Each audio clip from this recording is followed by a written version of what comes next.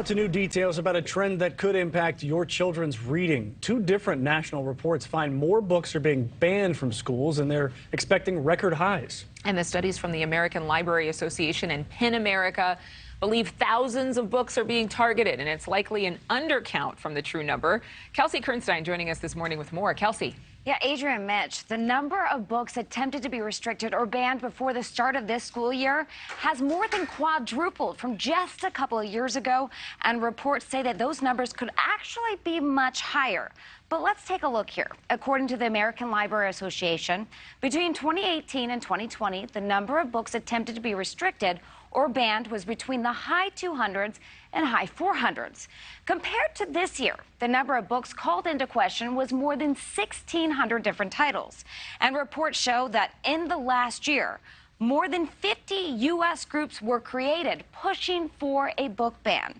Now, critics argue that banning books questions our sense of democracy, teaches a child to shame what they may believe in, and if a child wants to read a book, critics say they will find a way to do so. Now, advocates for a book banning say that parents should have the decision or say in what their child reads. Now, here is a breakdown of the common themes called into question. Both American Library Association and PEN America found most themes are about people of color or the LGBTQ community. The most challenged book for the second year in a row was Genderqueer. It's a memoir about gender-neutral or non-binary. Now, sexual content and racism, they both account for just 20% or so of the books restricted or banned.